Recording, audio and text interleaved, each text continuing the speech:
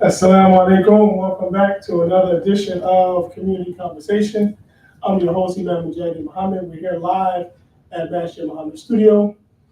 Check us out on masjidmuhammadnorth.org website, as well as our Facebook, Masjid Muhammad, and as well as our YouTube. For those of you who are on with us live now, just like, share, and subscribe, as we say. We're thankful for you all joining us today. Today is a very special day, not only because of our guest that is here, but also because it is National Muslim Voter Registration Day. We had a beautiful turnout earlier after Juma. Brother Jimmy Smalls, Imam, Brother Abdul Hanan, and a few others who from the Muslim League of Voters came out and registered. Quite a few people who came to Juma, as well as those who was passing by. So if you haven't registered to vote, New Jersey, here we have until October 19th, I believe, for you to register to vote. Again, we are on Facebook, YouTube, and on Instagram, inshallah. Today, again, we have a beautiful guest who's going to introduce herself to the community. We'll ask a few questions in regards to her civic engagement and her run for Central Ward City Council, inshallah, God willing. So without any further ado, we'd like to introduce our dear sister, Amina Bay. Assalamu alaikum. Salam. Well, my name is Amina Bay. I'm honored to be here, especially here at Masjid Muhammad Newark. This is my home where I was born and raised, right here. 257 South Orange Avenue, now 255 South Orange Avenue. But it really is an honor to be able to be in a position to work in the community that I was born and raised, work with and for people who helped raise me, and that I grew up with. And so to really just kind of do the work that my parents taught me to do, what I've seen them do, toil in the community, not just in the community, Muslim community, but the community at large. So this is really an honor to be on this journey. I'm a little biased because I was as a young child raised in the community as well, and seeing when Imam Muhammad used to come to the area, and your father was always on post, holding it down. So it's an honor for you to continue the legacy of community service to our community. So tell us just a little about your work at the Newark Emergency Center. So I am the Executive Director of Newark Emergency Services for Families. It's a nonprofit organization. It's located in the city of Newark, but we serve all of Essex County. We provide a multitude of services, everything from housing services. We have a food pantry, rental assistance, utilities assistance, clothing, medical services, job placement services. We have a soup kitchen where we provide at least 200 hot meals every day, breakfast and lunch. People can come in and take showers, use the computers, phone, case management services. So it's really a multifaceted agency, and we've become an essential part of the community, especially since the COVID crisis. So it's really been a blessing to be able to be of service in that way. What are some of like the challenges that you all face, I guess, on a weekly basis? The challenges, and especially now in this climate and what's going on in this country, because it seems like there's a war that has been waged on the disenfranchised. A war has been waged on Black and brown people. A war has been waged on the poor and people who are just in struggle and in crisis. And these are the people who we're supposed to be doing the most for. Now there's literally a federal mandate to do the least for. So challenges are really budgets cut, donations cut, food cut. We're like down to 1/3 of what our usual food budget has been.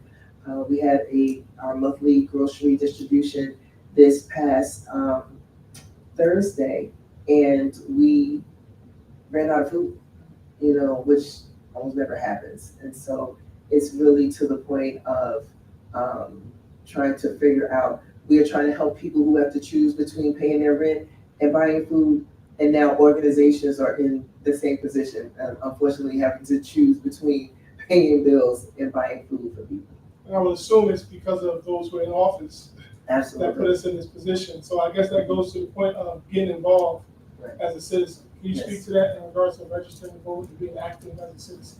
Yes, because especially this time, I think people feel worn out and weighed down, and sometimes um, the lack of engagement is not necessarily because people don't care, but because they believe that other people don't care. But it really is incumbent on us, those of us who are civic-minded and who are engaged in the community, to really find more creative ways to make sure that people are informed and engaged and make sure that they understand the importance of voting and being involved in the political process. Because this is the only way that we get people in office that can do the things that we need done in our community, that can be that advocate, that can be that voice, that person at the table that is fighting for us and for our rights. Because other than that, we see what happens. A lot of people kind of checked out in the last election, and we see what they got us. And so it's really, really important, especially our young people, because they don't see themselves as part of the process, and that's partially our fault. This is my generation, because I think that we got very comfortable. I think that a lot of people got comfortable when we had a Black president back to back, and they thought that the struggle was over, and it is not. The struggle continues, and actually is a lot stronger now. So we need to fortify ourselves, and we have to do that with education and information, and especially in the Muslim community, it is extremely important, because we're getting it from all sides. The African American Muslims getting it from everywhere.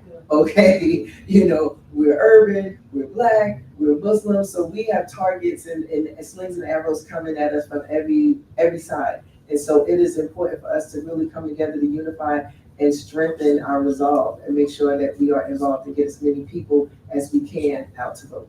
So you mentioned about the young people. I wonder, and you mentioned about there was I guess, a generational gap in continuing the struggle along the roads of progress, because we did achieve a Black president, we did achieve some level of comfort in our coming up versus maybe 2 or 3 generations ago.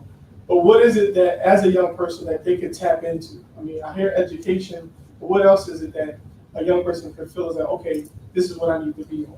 This is what I need to do. And so part of it is that, again, we need to engage, because a lot of the young people, and since I've been, on this journey and talking to so many of them, they feel forgotten and unseen. And so we need to create a space and make space for them, to allow them to be heard, because we forget sometimes that we were the young people, we were the youth that was trying to be seen and heard and know that they have an opinion, that they need to be able to say how they feel and have things explained to them. And even if their opinion is different, it doesn't mean that it should be dismissed. And so the main thing is really just to make space for them and to include them in conversations. The days of young people being seen and not heard are over. And this is why they end up, outside doing things that we would not want them to do, because we haven't made space for them inside. So one of the things is to really engage them in decision-making in the community. They should have a say in what their community looks like, feels like, tastes like, smells like. They should have a say in their education. They should have a say in what happens in their neighborhoods, and we haven't provided that for them. I heard you on a panel not too long ago. You mentioned about potentially having a training program in Yes. civics. You'd like to speak to Yes.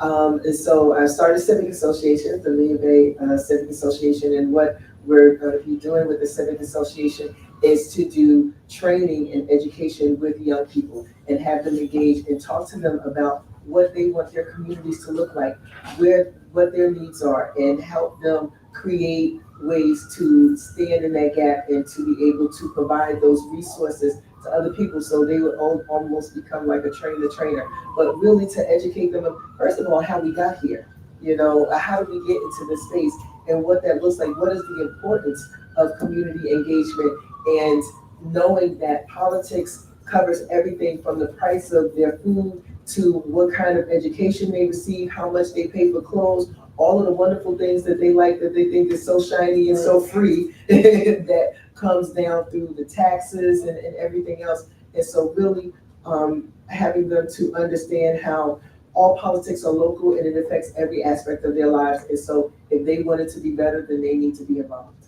Excellent, excellent. One more question, we'll take a quick break for station identification, but in light of that, in regards of knowing how crucial or connected politics is to everything that we deal with, what made you go into politics versus like business or education or even culture? For years, people have been asking me to run for city council, and I was like, no way, no, I don't want to do this, no. But what really made me say it's time, it was really COVID. And seeing how people who were already suffering were literally dying because of lack of access and information, and not having the proper advocacy. And because people were so isolated, and you saw how quickly people can be forgotten and left for dead. And it just didn't sit right with me. And so being in social services and working in the public sector just about all my life, I already knew it was a crisis, but COVID just brought it on put it on a global stage. And so I said that I wanted to be in a place where I could affect change on a broader scale and bring more resources to my community. Excellent, excellent. So we'll take a quick break. Normally we have our young guy who does his commercial. You want to have your commercial ready? You ready? We'll have him come up. He's going to share some of the products that we have here at the Masjid as a ways to support our efforts, along with our community members giving donations and us having events. We do have a special event coming up. We're hosting the 21st annual Muslim General Time to Be Grateful here in Newark, New Jersey. We'll be down at the Robert Treat Hotel, your district. Inshallah, we'll be there from December 11th through the 14th. That's Thursday, Friday, Saturday, and Sunday. Thursday, we'll probably be here on site doing a couple community meetups in town hall and resource fair. On Friday, we'll have a workshop starting off with the role of media in today's society. Of course, our Juma, citywide Juma. So all of you are welcome to come join us down there for Juma. Right after Juma, we'll have vending and food and a couple more meetings, and then get prepared for the culture night. We intend to have a beautiful display of our African American as well as Muslim culture on that Friday evening. Saturday, we're set up for a full day of activities and workshops, graduation brunch, and our signature banquet. And then Sunday, inshallah, we'll close out with the business fashion show brunch, as well as public address and interfaith talk. So it'll be a full, fun, learning weekend, inshallah, from December 11th through the 14th. You can get your tickets and reservations at masjidmuhammad.org, masjidmuhammadnewark.org. And I think he should be ready now. Amina, it's okay. Just tell what you got. What you got? Got some goodies for you.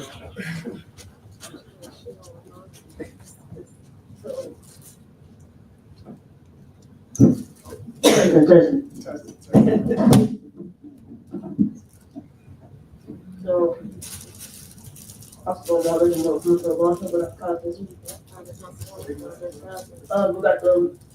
We got the Master Muhammad red flag. It costs $15. And we got the 2025 month planning count guide. It costs $5. And we got the commentary on selected verses of the Holy Quran. That's $45. That's $45. And we got Taking a Nation by Imam, the legacy of Imam IWDM Muhammad. That's $20. There's none. No, okay. We also have the True Detergent, inshallah, on sale. Thank you, Amina, for your intercession of your commercial break. Thank you. So as we come back to our guests, we just wanted to go now talk about a little more about your run for Central Ward Council. What is, or what role do you believe, we'll do this first. How do you plan to collaborate with local organizations, businesses, and residents to enhance the community development in the Central Ward? Well, the good thing about that is that I've already been in community, in collaboration, building partnerships, because that's part of how we survived during the COVID-19 crisis. Coming together in partnership with different community-based organizations, with different houses of worship, not just the masjid, but also the churches, working with businesses, getting not only donations for the social services, but also creating jobs and internships and working with local businesses to help, keep them going during the crisis. So we built those relationships already. So moving into that space, it would just be a continuation of work that we've already been doing. But again, part of it is communication. And the other part is being transparent about what your goals and objectives are. People sometimes think that they have to hide bits and pieces of their plan in order to try to get what you want. But no, if everybody comes together with genuine intent, cards on the table, and let's talk about what works for us in this community, because everything doesn't work for everyone in every community the exact same way. Talk about what the needs are in the specific neighborhoods and put together a plan, and really almost like a strategic plan for the Central Ward. In line with that, in regards to communication, what role do you believe technology can play to improve the city services? Oh my goodness, that is like your number one, because we're a little behind, and we forget that Newark is the largest city in the state of New Jersey, and its technical infrastructure needs some work. And so again, that's another way to bring in younger people who are more tech savvy, who have that knowledge, who are learning things every day. What we did last year is now obsolete. To update the website, to make the city more engaging and more user friendly as far as accessing information and warehousing data, being able to connect with your representatives and the people in different departments. People shouldn't have to travel all the way downtown to City Hall to get information and get things done in 2025.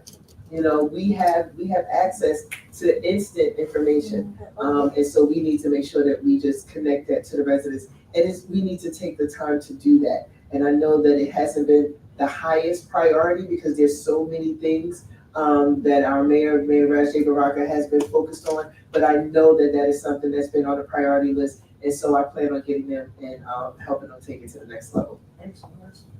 What are your thoughts on affordable housing, and what steps would you propose that could work for affordable housing in the district? So we know that affordable housing is on the top of everybody's list. The one thing that no one is talking about, that I talk about everywhere I go, is the very first thing is that to get all of the elected officials together to do advocacy around HUD. So Housing and Urban Development, Department of Housing and Urban Development, that is where the calculations are done to say what's affordable in what area.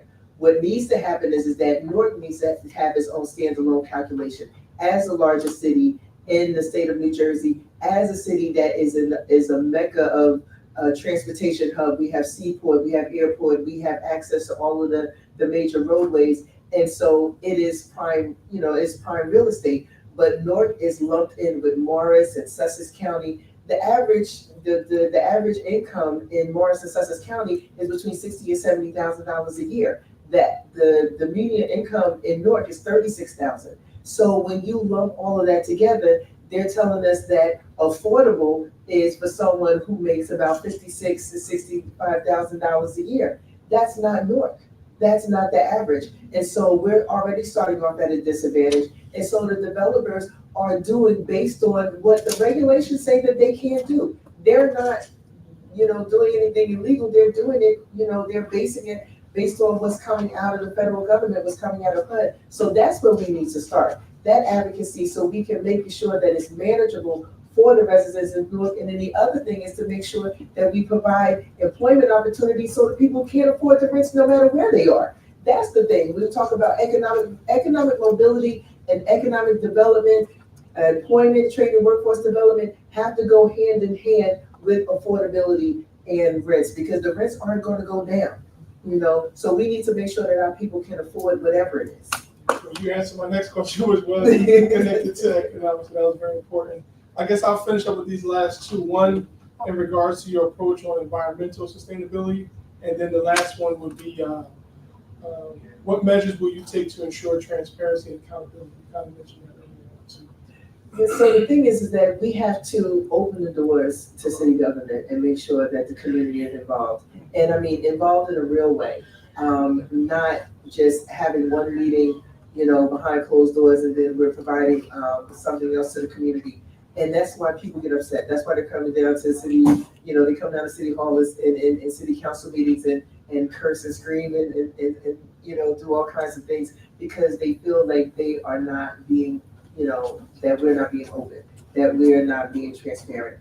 And the thing is that if, as a taxpaying voted citizen, I have a right to know what's going on. I have a right to know how my tax dollars are being used. I have a right to answers, you know. And so my job is to be the advocate for the community, not just someone who just sits in council. It's just not just a title, you know. It's an actual word. It's a verb, an advocate. And so to really have more community meetings, have put out, you know, emails and newsletters, and make sure that the community gets information before it happens, not receive it a day after, you know, after something is passed, after it's before the council, after the decision is made, to actually have them at the table as a voice. And it's really imperative because especially at this time with everything that's going on and the backlash that our community is getting from every side, inshallah, if I'm elected, I will be the very first Muslim to ever sit on the Newark Municipal Council.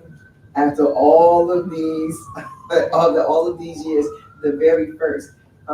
That's a huge responsibility, and so I know that I have to operate, even though if I wasn't a Muslim, I would operate with integrity, but especially, you know, because I know what I carry and who I carry with me. I'm gonna let anyone else, if anyone have any questions online or in the studio, we're getting ready to close up. But as that last comment, as you mentioned, as we close up, can you just share maybe some concerns you may have where you feel as though you can get more supported, where you feel as though the public or the Muslim community or the African American community in your area could assist you in your work? Yes, we come from, and we meet in the African American community, especially here in Newark. We are huge, we are large, we are a lot of numbers. And we come from a long line of community activism.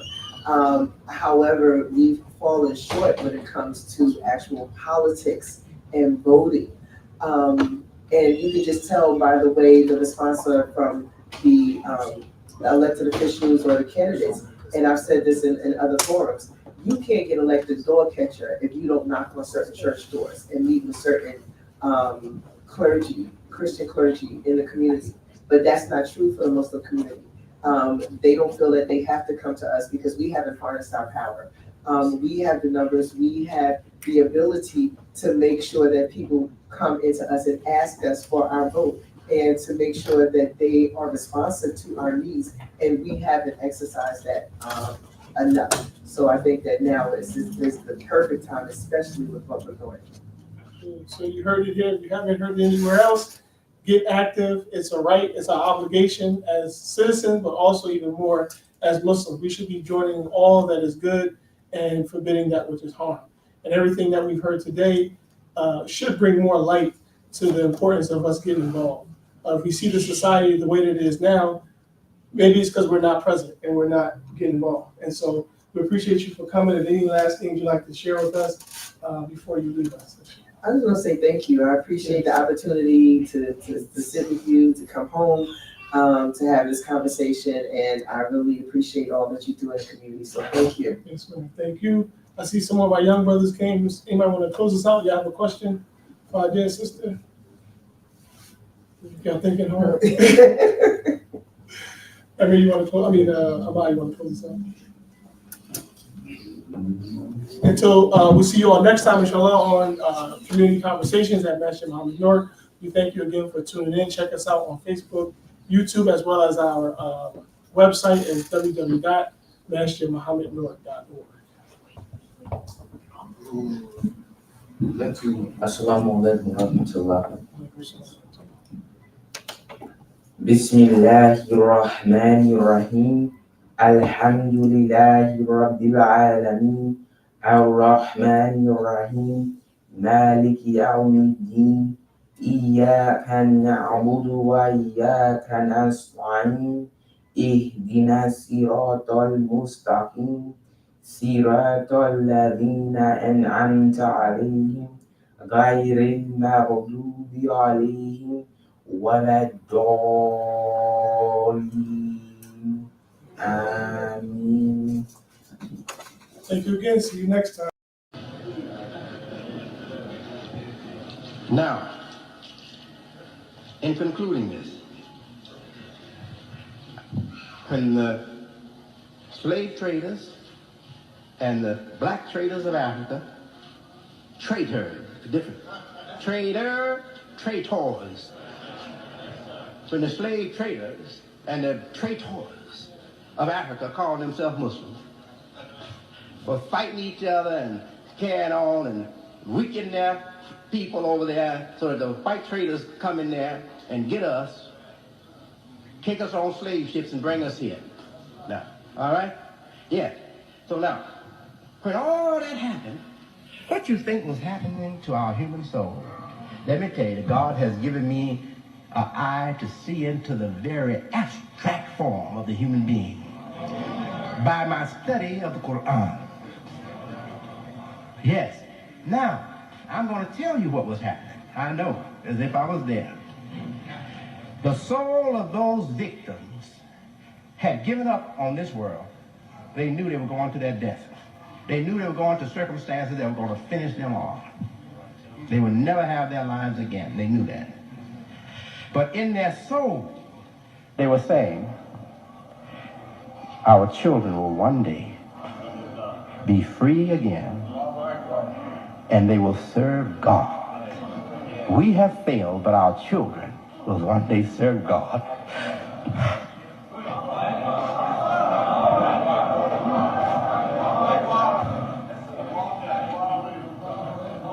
And now their prayer that they prayed in the deep recesses of their soul has come true. And not only of the descendants of the black people of Africa from Islam coming to Islam, taking up the divine cause, but those who never were Muslims, their children from Christianity, their children from Judaism, their children from paganism are embracing Islam in America. And we are going to build New Africa.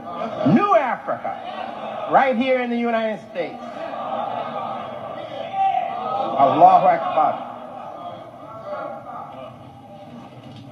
And the soul of those suffering victims, they're rejoicing because of us here today.